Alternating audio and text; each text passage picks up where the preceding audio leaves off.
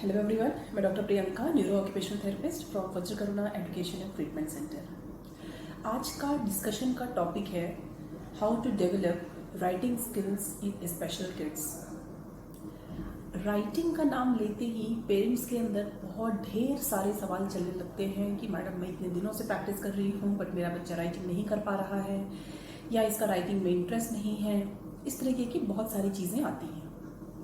आज मैं आपसे राइटिंग का इनिशियल प्रोसेस के साथ साथ उसे हमें कैसे आगे लेकर जाना है इसके बारे में बात कर रही हूँ। सबसे पहली चीज़ तो ये है कि जब भी हम हैंडराइटिंग की तरफ फोकस करते हैं, मतलब हमें ये लगता है कि बच्चे को हैंडराइटिंग करानी है या उसे सिखानी चाहिए या उसे इम्प्रूव करनी चाहिए, उसके लिए सबसे पहले ज़रूरी है ये जानना कि क्या बच्चे का फंक्शनल पैटर्न ठीक है, क्या उसका परसेप्चुअल एक्टिविटी ठीक है, क्या उसका प्रोप्रिसेप्शन एक्टिविटी ठीक है, और क्या उसका सेंसरी इश्यूज ठीक है।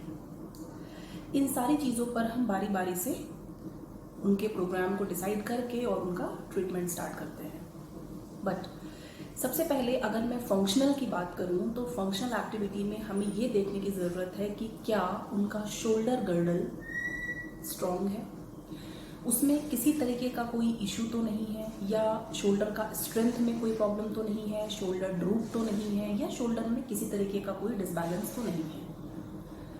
अगर उसमें कोई इशू है तो सबसे पहले हमें शोल्डर के मूवमेंट पर ध्यान देने की ज़रूरत है। उसके बाद बात आती है रिस्ट और एल्बो की।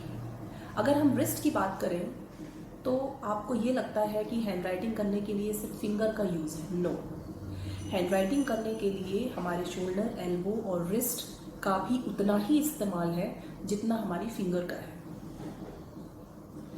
रिस्ट का मूवमेंट देखने के लिए अगर किसी बच्चे का पेंसिल पकड़ते से ही या किसी चीज़ को होल्ड करते से ही हैंड ऐसे फ्लेक्स हो जाते हैं, इस कंडीशन में बच्चा राइटिंग नहीं कर सकता। उसके लिए फिर वेरियस टेक्निक्स हैं कि आप उसको वर्टिकल में कराएं तो ऑटोमेटिक हैंड जो है वो एक्सटेंड हो जाए, या इस तरीके के तमाम मॉडिफिकेशंस और तमाम तरह की स्ट्रेंथनिंग एक्टिविटीज़ होती हैं। बट हमें इन तीनों चीज़ों पर पहले काम करने की ज़रूरत है। उसके बाद बात आती है ग्रिप की। क्या ग्रिप उसका प्रॉपर है? कुछ बच्चे 3 फिंगर्स का यूज़ करते हैं, कुछ बच्चे गोला ग्रिप का यूज़ करते हैं जिसमें कि वो ऐसा ही पेंसिल पकड़ के और फिर उसको लिखने की कोशिश करते हैं, या फिर कुछ बच्चे ऐसे भी होते हैं जो सिंपली ऐसे पकड़ लेते हैं और फिर लिखने की कोशिश करते हैं। तो ये तमाम तरह की एक्टिविटीज़ हैं जिसकी वजह से हमारा हैंडराइटिंग हैम्पर्ड हो सकता है। उसके बाद अगर हम फिंगर पे काम कर रहे हैं, रिस्ट पर काम कर रहे हैं, तो क्या हमने उनके रिफ्लेक्सेस को नोटिस किया है? कुछ प्रिमिटिव रिफ्लेक्सेस होते हैं जैसे कि पामर ग्रास्प है, ATNR स्पाइनल कॉर्ड के रिफ्लेक्सेस हैं, या उनका बैलेंस है। इस तरीके के कुछ रिफ्लेक्सेस हैं जो एक एज आने के बाद इंटीग्रेट हो जाते हैं, मतलब वो ख़त्म हो जाते हैं। पर कुछ ऐसे भी बच्चे हैं जिनमें ये रिफ्लेक्सेस बियॉन्ड द एज रहते हैं। अगर ये रिफ्लेक्सेस बियॉन्ड द एज हैं तो उनके डेवलपमेंटल पैटर्न्स, उनके लर्निंग डिसेबिलिटीज़ और उनके राइटिंग इश्यूज और इस तरीके की तमाम चीज़ें क्रिएट होती हैं। तो हमें ज़रूरत किस चीज़ की है? इनिशियली उन प्रिमिटिव रिफ्लेक्सेस पर काम करने की। अगर आप कितना ही हैंडराइटिंग का प्रैक्टिस करेंगे और आपने उनके प्रिमिटिव रिफ्लेक्सेस पे काम नहीं किया है तो बच्चा हैंडराइटिंग उसका इम्प्रूव नहीं हो सकता है, या उसके अंदर राइटिंग स्किल्स डेवलप करना नामुमकिन सा हो जाएगा।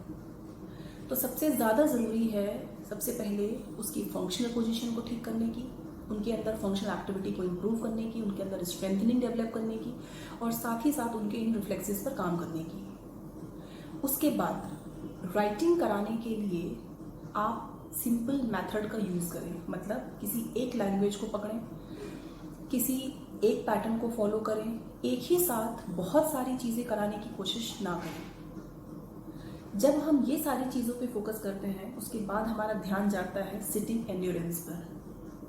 सिटिंग एंड्योरेंस बढ़ाने के लिए जो हम ये एक्सरसाइजेस की बात कर रहे हैं या रिफ्लेक्सेस की बात कर रहे हैं, ये सारी चीज़ें मिलकर उनका सिटिंग एंड्योरेंस भी इंक्रीज़ करती हैं।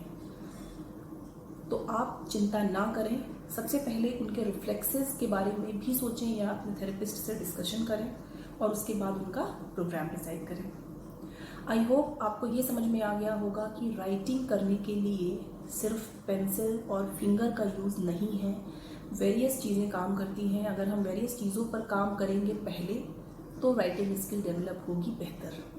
सो आई होप आपको समझ में आ गया होगा। Thank you so much.